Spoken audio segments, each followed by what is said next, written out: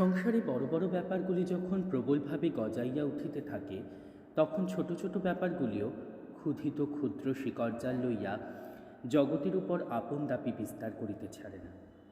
শশীভূষণ যখন এই ম্যাজিস্ট্রেটের হাঙ্গামা লইয়া বিশেষ ব্যস্ত, যখন বিস্তৃত পুঁথিপত্র হইতে আইন উদ্ধার করিতেছেন, মনে মনে বক্তৃতায় শান দিতেছেন, কল্পনায় সাক্ষীকে জেরা করিতে বসিয়া গিয়াছেন ও প্রকাশ্য আদালতের লোকারণ দৃশ্য এবং যুদ্ধপর্বের ভাবী পর্বাধ্যায়গুলি মনে আনিয়া ক্ষণে ক্ষণে কম্পিত ও ঘর্মাক্ত হইয়া উঠিতেছেন, তখন তাহার ক্ষুদ্র ছাত্রীটি তাহার ছিন্নপ্রায় চারুপাঠ ও মসিবিচিত্র লিখিবার খাতা, বাগান হইতে কখনো ফুল কখনো ফল, মাতৃভাণ্ডার হইতে কোনোদিন আচার, কোনোদিন নারিকেলের মিষ্টান্ন, কোনোদিন পাতায় মোড়া কেতকী কেশর সুগন্ধি গৃহনির্মিত খয়রানিয়া নিয়মিত সময় তাহার দ্বারে আসিয়া উপস্থিত হইত। প্রথম দিনকতক দেখিল শশীভূষণ একখানা চিত্রহীন প্রকাণ্ড কঠোর মূর্তি গ্রন্থ খুলিয়া অন্যমনস্কভাবে পাতা উল্টাইতেছে। সেটা যে মনোযোগ দিয়া পাঠ করিতেছেন তাহাও বোধ হইল না। অন্য সময় শশীভূষণ যে সকল গ্রন্থ পড়িতেন, তাহার মধ্য হইতে কোনো না কোনো অংশ গিরিবালাকে বুঝাইবার চেষ্টা করিতেন, কিন্তু স্থূলকায় কালো মলাটের পুস্তক হইতে গিরিবালাকে শুনাইবার যোগ্য কি দুটো কথাও ছিল না। তা না থাক, তাই বলিয়াও বইখানিকে এতই বড় আর গিরিবালাকে এতই ছোট? প্রথমটা গুরুর মনোযোগ আকর্ষণের জন্য গিরিবালা সুর করিয়া বানান করিয়া বেণী সমেত দেহের উত্তরার্ধ সবেগে দুলাইতে দুলাইতে উচ্চস্বরে আপনিই পড়া আরম্ভ করিয়া দিল। দেখিল তাহাতে বিশেষ ফল হইল না। কালো মোটা বইখানার উপর মনে মনে অত্যন্ত চটিয়া গেল। ওটাকে একটা কুৎসিত কঠোর নিষ্ঠুর মানুষের মতো মনে করিয়া দেখিতে লাগিল। ওই বইখানা যে গিরিবালাকে বালিকা বলিয়া সম্পূর্ণ অবজ্ঞা করে, তাহা যেন তাহার প্রত্যেক দুর্বোধ পাতা দুষ্ট মানুষের মুখের মতো আকার ধারণ করিয়া নীরবে প্রকাশ করিতে লাগিল। সেই বইখানা যদি কোনো চোরে চুরি করিয়া লইয়া যাইত, তবে সেই চোরকে সে তাহার মাতৃভাণ্ডারের সমস্ত কেয়া ক্ষয়ের চুরি করিয়া পুরস্কার দিতে পারিত। সেই বইখানার বিনাশের জন্য সে মনে মনে দেবতার নিকট যে সকল অসঙ্গত ও অসম্ভব প্রার্থনা করিয়াছিল, তাহা দেবতারা শুনেন নাই এবং পাঠকদিগকেও শুনাইবার কোনো আবশ্যক দেখি না। তখন ব্যথিত হৃদয় বালিকা দুই একদিন চারুপাঠ হস্তে গুরুগৃহে গমন বন্ধ করিল, এবং সেই দুই একদিন পরে বিচ্ছেদের ফল পরীক্ষা করিয়া দেখিবার জন্য সে অন্য ছেলে শশীভূষণের গৃহ সম্মুখবর্তী পথে আসিয়া কটাক্ষপাত করিয়া দেখিল শশীভূষণ সেই কালো বইখানা ফেলিয়া একাকী দাঁড়াইয়া হাত নাড়িয়া লোহার গরাদিগুলোর প্রতি বিজাতীয় ভাষায় বক্তৃতা প্রয়োগ করিতেছেন। বোধ করি বিচারকের মন কেমন করিয়া গলায় বেনি লোহাগুলার উপর তাহার পরীক্ষা হইতেছে। সংসারে অনভিজ্ঞ গ্রন্থবিহারী শশীভূষণের ধারণা ছিল যে পুরাকালে ডিমোস্থেনিস, সিসিরো, বার্ক, শেরিটন প্রভৃতি বাগ্মীগণ বাক্য বলে যে সকল অসামান্য কার্য করিয়া গিয়াছেন, যেরূপ শব্দভীতি স্বরবর্ষণে অন্যায়কে ছিন্ন ভিন্ন, অত্যাচারকে লাঞ্ছিত এবং অহংকারকে ধূলিসাৎ করিয়া দিয়া আজিকার দোকানদারির দিনও তাহা অসম্ভব নয়। প্রভুত্ব মদগর্বিত উদ্ধত ইংরাজকে কেমন করিয়া তিনি জগৎ সমক্ষে লজ্জিত অনুতপ্ত করিবেন, তিলকুচি গ্রামের জীর্ণ ক্ষুদ্র গৃহে দাঁড়াইয়া শশীভূষণ তাহারই চর্চা করিতেছিলেন। আকাশের দেবতারা শুনিয়া হাসিয়াছিলেন। কি তাহাদের দেবচক্ষু অশ্রুসিক্ত হইতেছিল, তাহা কেউ বলিতে পারে না। সুতরাং সেদিন গিরিবালা তাহার দৃষ্টিপথে পড়িল না। সেদিন বালিকার অঞ্চলে জাম ছিল না। পূর্বে একবার জামের আটি ধরা পড়িয়া অবধি ওই ফল সম্বন্ধে সে অত্যন্ত সংকুচিত ছিল। এমনকি শশীভূষণ যদি কোনোদিন নিরীহভাবে জিজ্ঞাসা করিত, গিরি আর জাম নাই, সেটাকে গূঢ় উপহাস জ্ঞান করিয়া সক্ষোভে যা বলিয়া তর্জন করিয়া পলায়নের উপক্রম করিত। জামের আটির অভাবে আজ তাহাকে একটা কৌশল অবলম্বন করিতে হইল। সহসা দূরের দিকে দৃষ্টিক্ষেপ করিয়া বালিকা উচ্চস্বরে বলিয়া উঠিল, স্বর্ণ ভাই, তুই যাসনি? আমি এখনই যাচ্ছি। পুরুষ পাঠক মনে করিতে পারেন যে কথাটা স্বর্ণলতা নামক কোনো দূরবর্তিনী সঙ্গিনীকে লক্ষ্য করিয়া উচ্চারিত, কিন্তু পাঠিকারা সহজেই বুঝিতে পারবেন দূরে কেহই ছিল না, লক্ষ্য অত্যন্ত নিকট। কিন্তু হায়, অন্ধ পুরুষের প্রতি সে লক্ষ্য ভ্রষ্ট হইয়া গেল। শশীভূষণ যে শুনিতে পান নাই তাহা নহে, তিনি তাহার মর্ম গ্রহণ করিতে পারিলেন না।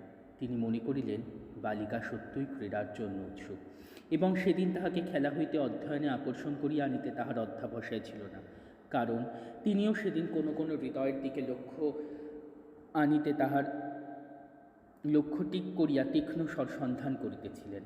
বালিকার ক্ষুদ্র হস্তের সামান্য লক্ষ্য যেমন ব্যর্থ হইয়াছিল, তাহার শিক্ষিত হস্তের মহৎ লক্ষ্যও সেইরূপ ব্যর্থ হইয়াছিল। পাঠকেরা সে সংবাদ পূর্বেই অবগত হইয়াছেন। জামের আটির একটা গুণ এই যে একে একে অনেকগুলি নিক্ষেপ করা যায়। চারিটি নিষ্ফল হইলে অন্তত পঞ্চমটি ঠিক স্থানে গিয়া লাগিতে পারে। কিন্তু স্বর্ণ হাজার কাল্পনিক হোক, তাহাকে এখনই যাচ্ছি আশা দিয়া অধিকক্ষণ দাঁড়াইয়া থাকা যায় না। থাকিলে স্বর্ণের অস্তিত্ব সম্বন্ধে লোকের স্বভাবতই সন্দেহ জন্মিতে পারে। সুতরাং সে উপায়টি যখন নিষ্ফল হইল, তখন গিরিবালাকে অবিলম্বে চলিয়া যাইতে হইল। তথাপি স্বর্ণ নাম্নী কোনো দূরস্থিত সহচরীর সঙ্গ লাভ করিবার অভিলাষ আন্তরিক হইলে যেরূপ সবেগে উৎসাহের সহিত পদচারণা করা স্বাভাবিক হইত, গিরিবালার গতিতে তাহা লক্ষিত হইল না। সে যেন তাহার পৃষ্ঠ দিয়া অনুভব করিবার চেষ্টা করিতেছিল পশ্চাতে কেহ আসিতেছে কিনা। যখন নিশ্চয় বুঝিল কেহ আসিতেছে না, তখন আশার শেষতম ক্ষীণতম ভগ্নাংশটুকু লইয়া একবার পশ্চাৎ ফিরিয়া চাহিয়া দেখিল, এবং কাহাকেও না দেখিয়া সেই ক্ষুদ্র আশাটুকু এবং শিথিলপত্র চারুপাটখানি খণ্ড খণ্ড করিয়া ছিঁড়িয়া পথে ছড়াইয়া দিল। শশীভূষণ তাহাকে যে বিদ্যাটুকু দিয়াছে, সেটুকু যদি সে কোনো মতে ফিরাইয়া দিতে পারিত, তবে বোধ হয় পরিত্যাজ্য জামের আটির মতো সে সমস্তই শশীভূষণের দ্বারের সম্মুখে সশব্দে নিক্ষেপ করিয়া দিয়া চলিয়া আসিত। বালিকা প্রতিজ্ঞা করিল, দ্বিতীয়বার শশীভূষণের সহিত দেখা করিবার পূর্বেই সে সমস্ত পড়াশোনা ভুলিয়া যাইবে। তিনি যে প্রশ্ন জিজ্ঞাসা করিবেন, তাহার কোনোটিরই উত্তর দিতে পারিবে না। একটিরও না। তখন শশীভূষণ অত্যন্ত জব্দ হইবে। গিরিবালার দুই চক্ষু জলে ভরিয়া আসিল। পড়া ভুলিয়া গেলে শশীভূষণের যে কিরূপ তীব্র অনুতাপের কারণ হইবে, তাহা মনে করিয়া সে পীড়িত হৃদয় কিঞ্চিৎ সান্ত্বনা লাভ করিল, এবং কেবলমাত্র শশীভূষণের দোষে বিস্তৃত শিক্ষা সেই হতভাগিনী ভবিষ্যৎ গিরিবালাকে কল্পনা করিয়া তাহার নিজের প্রতি করুণ রস উচ্ছ্বলিত হইয়া উঠিল। আকাশে মেঘ করিতে লাগিল। বর্ষাকালে এমন মেঘ প্রতিদিন করিয়া থাকে। গিরিবালা পথের প্রান্তে একটা গাছের আড়ালে দাঁড়াইয়া অভিমানে ফুলিয়া ফুলিয়া কাঁদিতে লাগিল। এমন অকারণ কান্না প্রতিদিন কত বালিকা কাঁদিয়া থাকে, উহার মধ্যে লক্ষ্য করিবার বিষয় কিছুই ছিল না। ষষ্ঠ পরিচ্ছেদ। শশীভূষণের আইন সম্বন্ধীয় গবেষণা এবং বক্তৃতা চর্চা কী কারণে ব্যর্থ হইয়া গেল, তাহা পাঠকদের অগোচর নয়। ম্যাজিস্ট্রেটের নামে মোকদ্দমা অকস্মাৎ মিটিয়া গেল। হরকুমার তাহাদের জেলার বেঞ্চে অনারারি ম্যাজিস্ট্রেট নিযুক্ত হইলেন। একখানা মলিন চাপকান ও তৈলাক্ত পাগড়ি পরি হরকুমার আজকাল প্রায় জেলায় গিয়া সাহেবদিগকে নিয়মিত সালাম করিয়া আসেন। শশীভূষণের সেই কালো মোটা বইখানার প্রতি এতদিন পর গিরিবালার অভিশাপ ফলিতে আরম্ভ করিল। শীতটি অন্ধকার কোণে নির্বাসিত হইয়া অনাদৃত বিস্তৃতভাবে ধূলিধূস স্তর সংগ্রহে প্রবৃত্ত হইল। কিন্তু তাহার অনাদর দেখিয়া যে বালিকা আনন্দ লাভ করিবে, সে গিরিবালা কোথায়? শশীভূষণ যেদিন প্রথম আইনের গ্রন্থ বন্ধ করিয়া বসিলেন, সেই দিনই হঠাৎ বুঝিতে পারিলেন গিরিবালা আসে নাই। তখন একে একে কয়দিনের ইতিহাস অল্পে অল্পে তাহার মনে পড়িতে লাগিল। একদিন উজ্জ্বল প্রভাতে গিরিবালা অঞ্চল ভরিয়া নববর্ষার আর্দ্র বকুল ফুল আনিয়াছিল। তাহাকে দেখিয়াও যখন তিনি গ্রন্থ হইতে দৃষ্টি তুলিলেন না, তখন তাহার উচ্ছ্বাসে সহসা বাধা পড়িল। সে তাহার অঞ্চলবিদ্ধ একটা সুঁচ সুতা বাহির করিয়া নতশিরে একটি একটি করিয়া ফুল লইয়া মালা গাঁথিতে লাগিল। মালা অত্যন্ত ধীরে ধীরে গাঁথিল। অনেক বিলম্বে শেষ হইল। বেলা হইয়া আসিল। গিরিবালার ঘরে ফিরিবার সময় হইল। তথাপি শশীভূষণের পড়া শেষ হইল না। গিরিবালা মালাটা তক্তপোষের উপর রাখিয়া ম্লানভাবে চলিয়া গেল। মনে পড়িল তাহার অভিমান প্রতিদিন কেমন করিয়া ঘনীভূত হইয়া দিত এবং চলিয়া যাইত। অবশেষে কবে হইতে বালিকা সেই পথে আসাও বন্ধ করিয়াছে, সেও তো আজ কিছুদিন হইল। গিরিবালার অভিমান তো এতদিন স্থায়ী হয় না। শশীভূষণ একটা দীর্ঘ নিঃশ্বাস ফেলিয়া হতবুদ্ধি হতকর্মের মতো দেওয়ালে পিঠ দিয়া বসিয়া রহিলেন। ক্ষুদ্র ছাত্রীটি নাহার তাহার পাঠ্যগ্রন্থগুলি নিতান্ত বিস্বাদ হইয়া আসিল। বই টানিয়া টানিয়া লইয়া দুই চারি পাতা পড়িয়া ফেলিয়া হতবুদ্ধি হতকর্মের মতো দেওয়ালে পিঠ দিয়া বসিয়া রহিলেন। ক্ষুদ্র ছাত্রীটি নাহার তাহার পাঠ্যগ্রন্থগুলি নিতান্ত বিস্বাদ হইয়া আসিল। বই টানিয়া টানিয়া লইয়া দুই চারি পাতা পড়িয়া ফেলিয়া দিতে হয়। লিখিতে লিখিতে ক্ষণে ক্ষণে সচকিতে পথের দিকে দ্বারের অভিমুখে প্রতীক্ষাপূর্ণ দৃষ্টি বিক্ষিপ্ত হইতে থাকে এবং লেখাও ভঙ্গ হয়। শশীভূষণের আশঙ্কা হইল গিরিবালার অসুখ হইয়া থাকিবে। গোপনে সন্ধান লইয়া জানিলেন সে আশঙ্কা অমূলক। গিরিবালা আজকাল আর ঘর হইতে বাহির হয় না, তাহার জন্য পাত্র স্থির হইয়াছে। গিরি যেদিন চারুপাঠের ছিন্নখণ্ডে গ্রামের পঙ্কিল পথ বিকীর্ণ করিয়াছিল, তাহার পরদিন প্রত্যুষে ক্ষুদ্র অঞ্চলে বিচিত্র উপহার সংগ্রহ করিয়া দ্রুতপদে ঘর হইতে বাহির হইয়া আসিতেছিল। অতিশয় গ্রীষ্ম হওয়াতে নিদ্রাহীন রাত্রে অতিবাহন করিয়া হরকুমার ভোরবেলা হইতে বাহিরে আসিয়া গা খুলিয়া তামাক খাইতেছিলেন। গিরিকে জিজ্ঞাসা করিলেন, কোথায় যাচ্ছিস? গিরি কহিল, শশীদাদার বাড়ি। হরকুমার ধমক দিয়া কহিলেন, শশীদাদার বাড়ি যেতে হবে না, ঘরে যা। এই বলিয়া আসন্ন শ্বশুর গৃহবাস বয়প্রাপ্ত কন্যার লজ্জার অভাব সম্বন্ধে বিস্তর তিরস্কার করিলেন। সেই দিন হইতে তাহার বাহিরে আসা বন্ধ হইয়াছে। এবার আর তাহার অভিমান ভঙ্গ করিবার অবসর জুটিল না। আমসত্ত্ব কেয়াক্ষয়ের এবং জারক নেবু ভাণ্ডারের যথাস্থানে ফিরিয়া গেল। বৃষ্টি পড়িতে লাগিল, বকুল ফুল ছড়িতে লাগিল, গাছ ভরিয়া পেয়ারাও পাকিয়া উঠিল এবং শাখাস্খলিত পঙ্খী চঞ্চুতে সুপক্ষ কালোজামে তরুতল প্রতিদিন সমাচ্ছন্ন হইতে লাগিল। হায়, সেই ছিন্নপ্রায় চারুপাটখানিও আর নাই। সপ্তম পরিচ্ছেদ। গ্রামে গিরিবালার বিবাহে যেদিন সানাই বাজিতেছিল, সেদিন অনিমন্ত্রিত শশীভূষণ নৌকা করিয়া কলিকাতা অভিমুখে চলিতেছিলেন। মকদ্দমা উঠাইয়া লওয়া অবধি হরকুমার শশীকে বিষচক্ষে দেখিতেন, কারণ তিনি মনে মনে স্থির করিয়াছিলেন শশী তাহাকে নিশ্চয় ঘৃণা করিতেছে। শশীর মুখে চোখে ব্যবহারে তিনি তাহার সহস্র কাল্পনিক নিদর্শন দেখিতে লাগিলেন। গ্রামের সকল লোকই তাহার অপমান বৃত্তান্ত ক্রমশ বিস্তৃত হইতেছে। কেবল শশীভূষণ একাকী সেই দুঃস্মৃতি জাগাইয়া রাখিয়াছে মনে করিয়া তিনি তাহাকে দুই চক্ষে দেখিতে পারিতেন না। তাহার সহিত সাক্ষাৎ হইবা মাত্র তাহার অন্তঃকরণের মধ্যে একটুখানি সলজ্জ সংকোচ এবং সেই সঙ্গে প্রবল আক্রোশের সঞ্চার হইত। শশীকে গ্রাম ছাড়া করিতে হইবে বলিয়া হরকুমার প্রতিজ্ঞা করিয়া বসিলেন। শশীভূষণের মতো লোককে গ্রাম ছাড়া করা কাজটা তেমন দুরূহ নহে। নায়েব মহাশয়ের অভিপ্রায় অনতি বিলম্বে সফল হইল। একদিন সকালবেলা পুস্তকের বোঝা এবং গুটি দুই চার টিনের বাক্স সঙ্গে লইয়া শশী নৌকায় চড়িলেন। গ্রামের সহিত তাহার যে একটি সুখের বন্ধন ছিল, সেও আজ সমারোহ সহকারে ছিন্ন হইতেছে। সুকোমল বন্ধনটি যে কত দৃঢ়ভাবে তাহার হৃদয়কে বেষ্টন করিয়া ধরিয়াছিল, তাহা তিনি পূর্বে সম্পূর্ণরূপে জানিতে পারেন নাই। আজ যখন নৌকা ছাড়িয়া দিল, গ্রামের বৃক্ষচূড়াগুলি অস্পষ্ট এবং উৎসবের বাদ্যধ্বনি ক্ষীণতর হইয়া রক্তোচ্ছ্বাস থেকে কপালের শিরাগুলো টন টন করিতে লাগিল এবং জগৎ সংসারের সমস্ত দৃশ্য ছায়া নির্মিত মায়া মরীচিকার মতো অত্যন্ত অস্পষ্ট প্রতিভাত হইল। প্রতিকূল বাতাস অতিশয় বেগে বহিতেছিল, সেই জন্য স্রোত অনুকূল হইল, নৌকা ধীরে ধীরে অগ্রসর হইতেছিল। এমন সময় নদীর মধ্যে এক কাণ্ড ঘটিল, যাহাতে শশীভূষণের যাত্রার ব্যাঘাত করিয়া দিল। স্টেশনঘাট হইতে সদর মহকুমা পর্যন্ত একটি নূতন স্টিমার লাইন সম্প্রতি খুলিয়াছে। সেই স্টিমারটি সশব্দে পক্ষ সঞ্চালন করিয়া ঢেউ তুলিয়া উজানে আসিতেছিল। জাহাজে নূতন লাইনের অল্পবয়স্ক ম্যানেজার সাহেব এবং অল্প সংখ্যক যাত্রী ছিল। যাত্রীদের মধ্যে শশীভূষণের গ্রাম হইতে কেহ কেহ উঠিয়াছিল।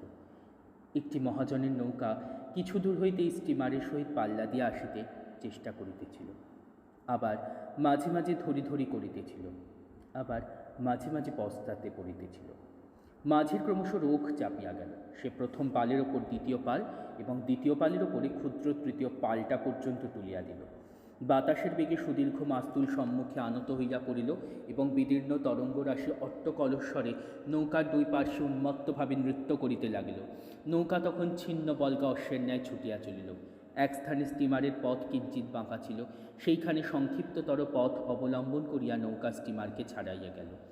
যখন নৌকা তাহার পূর্ণতম বেগ প্রাপ্ত হইয়াছে এবং স্টিমারকে হাত দুয়েক ছড়াইয়া গিয়াছে, এমন সময় সাহেব হঠাৎ একটা বন্দুক তুলিয়া স্ফীত পাল লক্ষ্য করিয়া আওয়াজ করিয়া দিল। এক মুহূর্তে পাল ফাটিয়া গেল, নৌকা ডুবিয়া গেল, স্টিমার নদীর বাঁকের অন্তরালে অদৃশ্য হইয়া গেল। ম্যানেজার কেন যে এমন করিল তাহা বলা কঠিন। ইংরাজ নন্দনের মনের ভাব আমরা বাঙাল হইয়া ঠিক বুঝিতে পারি না।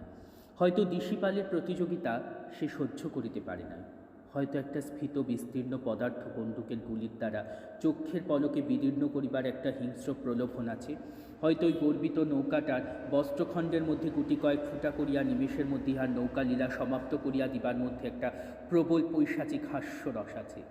নিশ্চয় জানি না, কিন্তু ইহা নিশ্চয় ইংরাজের মনের ভিতর একটুখানি বিশ্বাস ছিল যে এই রসিকতাটুকু করার দরুন সে কোনরূপ শাস্তির দায়ী নয়, এবং ধারণা ছিল যাহাদের নৌকা গেল এবং সম্ভবত প্রাণ সংশয়, তাহারা মানুষের মধ্যে গণ্য হইতে পারে না। সাহেব যখন বন্দুক তুলিয়া গুলি করিল এবং নৌকা ডুবিয়া গেল, তখন শশীভূষণের পানসি ঘটনাস্থলের নিকটবর্তী হইয়াছে। শেষোক্ত ব্যাপারটি শশীভূষণ প্রত্যক্ষ দেখিতে পাইলেন। তাড়াতাড়ি নৌকা লইয়া গিয়া মাঝি এবং মাল্লাদিগকে উদ্ধার করিলেন। কেবল এক ব্যক্তি ভেতরে বসিয়া রন্ধনের জন্য মশলা পিষিতেছিল, তাহাকে আর দেখা গেল না। বর্ষার নদী খরবেগে বহিয়া চলিল। শশীভূষণের হৃৎপিণ্ডের মধ্যে উত্তপ্ত রক্ত ফুটিতে লাগিল। আইন অত্যন্ত মন্দগতি। সে একটা বৃহৎ জটিল লৌহযন্ত্রের মতো। তৌল করিয়া সে প্রমাণ গ্রহণ করে এবং নির্বিকারভাবে সে শাস্তি বিভাগ করিয়া দেয়। তাহার মধ্যে মানব হৃদয়ের উত্তাপ নাই, কিন্তু ক্ষুধার সহিত ভোজন, ইচ্ছার সহিত উপভোগ ও রসের সহিত শাস্তিকে বিচ্ছন্ন করিয়া দেওয়া শশীভূষণের নিকট সমান অস্বাভাবিক বলিয়া বোধ হইল। অনেক অপরাধ আছে যাহা প্রত্যক্ষ করিবা মাত্র তৎক্ষণাৎ নিজ হস্তে তাহার শাস্তি বিধান না করিলে অন্তর্যামী বিধাতা পুরুষ যেন অন্তরের মধ্যে থাকিয়া নিজ হস্তে তাহার শাস্তি বিধান না করিলে অন্তর্যামী বিধাতা পুরুষ যেন অন্তরের মধ্যে থাকিয়া প্রত্যক্ষকারীকে দগ্ধ করিতে থাকেন। তখন আইনের কথা স্মরণ করিয়া সান্ত্বনা লাভ করিতে হৃদয় লজ্জাবোধ করে। কিন্তু কলের আইন এবং কলের জাহাজ ম্যানেজারটিকে শশীভূষণের নিকট হইতে দূর লইয়া গেল। তাহাতে জগতের আর কি উপকার হইয়াছিল বলিতে পারি না, কিন্তু সে যাত্রায় নিঃসন্দেহ শশীভূষণের ভারতবর্ষীয় প্লীহা রক্ষা পাইয়াছিল। মাঝিমাল্লা যাহারা বাঁচিল তাহাদিগকে লইয়া শশী গ্রামে ফিরিয়া আসিলেন। নৌকায় পাট বোঝাই ছিল, সেই পাট উদ্ধারের জন্য লোক নিযুক্ত করিয়া দিলেন এবং মাঝিকে ম্যানেজারের বিরুদ্ধে পুলিশে দরখাস্ত দিতে অনুরোধ করিলেন। মাঝি কিছুতেই সম্মত হয় না। সে বলিল, নৌকা তো মজি আছে, এক্ষণে নিজেকে মজাইতে পারিব না। প্রথমত পুলিশকে দর্শনী দিতে হইবে, তাহার পর কাজকর্ম আহার নিদ্রা ত্যাগ করিয়া আদালতে ঘুরিতে হইবে, তাহার পর সাহেবের নামে নালিশ করিয়া কি বিপাকে পড়িতে হইবে ও কি ফল লাভ হইবে তাহা ভগবান জানেন। অবশেষে সে যখন জানিল শশীভূষণ নিজে উকিল, আদালত খরচা তিনি বহন করিবেন এবং মোকদ্দমায় ভবিষ্যতে খেসারত পাইবার সম্পূর্ণ সম্ভাবনা আছে, তখন রাজি হইল। কিন্তু শশীভূষণের গ্রামের লোক যাহারা স্টিমারে উপস্থিত ছিল তাহারা কিছুতেই সাক্ষ্য দিতে চাহিল না। তাহারা শশীভূষণকে কহিল, মহাশয়, আমরা কিছুই দেখি নাই। আমরা জাহাজের পশ্চাৎভাগে ছিলাম। কালের খটখট এবং জলের কলকল শব্দে সেখান হইতে বন্দুকের আওয়াজ শুনিবারও কোনো সম্ভাবনা ছিল না। দেশের লোককে আন্তরিক ধিক্কার দিয়া শশীভূষণ ম্যাজিস্ট্রেটের নিকট মোকদ্দমা চালাইলেন। সাক্ষীর কোনো আবশ্যক হইল না। ম্যানেজার স্বীকার করিল যে সে বন্দুক ছুঁড়িয়াছিল। কহিল, আকাশে এক ঝাঁক বক উড়িতেছিল, তাহাদেরই প্রতি লক্ষ্য করা হইয়াছিল। স্টিমার তখন পূর্ণবেগে চলিতেছিল এবং সেই মুহূর্তেই নদীর বাঁকের অন্তরালে প্রবেশ করিয়াছিল। সুতরাং সে জানিতেও পারে নাই কাক মরিল কি বক মরিল কি নৌকাটা ডুবিল। অন্তরিক্ষে এবং পৃথিবীতে এত শিকারের জিনিস আছে যে কোনো বুদ্ধিমান ব্যক্তি ইচ্ছাপূর্বক ডার্টি র্যাগ অর্থাৎ মলিন বস্ত্রখণ্ডের ওপর সিকি পয়সা দামেরও ছিটাগুলি অপব্যয় করিতে পারে না। বেকসুর খালাস পাইয়া ম্যানেজার সাহেব চুরুট ফুঁকিতে ফুঁকিতে ক্লাবে হুইস্ট খেলিতে গেল। যে লোকটা নৌকার মধ্যে মশলা পিষিতে ছিল 9 মাইল তফাতে তাহার মৃতদেহ ডাঙাই আসিয়া লাগিল এবং শশীভূষণ চিত্তদাহ লইয়া আপন গ্রামে ফিরিয়া আসিলেন। যেদিন ফিরিয়া আসিলেন সেদিন নৌকা সাজাইয়া গিরিবালাকে শ্বশুরবাড়ি লইয়া যাইতেছে। যদিও তাহাকে কেউ ডাকে নাই, তথাপি শশীভূষণ ধীরে ধীরে নদী তীরে আসিয়া উপস্থিত হইলেন। ঘাটে লোকের ভিড় ছিল। সেখানে না গিয়া কিছু দূরে অগ্রসর হইয়া দাঁড়াইলেন। নৌকা ঘাট ছাড়িয়া যখন তাহার সম্মুখ দিয়া চলিয়া গেল,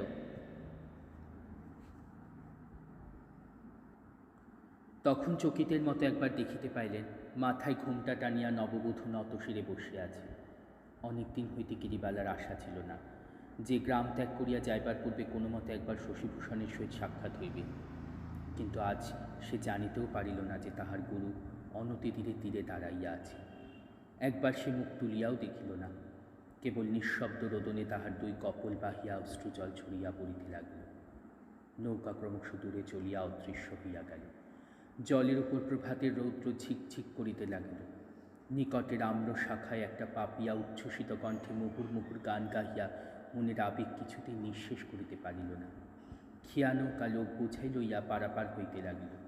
মেয়েরা ঘাটে জল লইতে আসিয়া উচ্চ কলস্বরে গিরির শ্বশুরালয় যাত্রার আলোচনা তুলিল। শশীভূষণ চশমা খুলিয়া চোখ মুছিয়া সেই পথের দ্বারে সেই গরাদের মধ্যে সেই ক্ষুদ্র গৃহে গিয়া প্রবেশ করিলেন। হঠাৎ একবার মনে হইল যেন গিরিবালার কণ্ঠ শুনতে পাইলেন। শশী দাদা, কোথায় রে, কোথায়?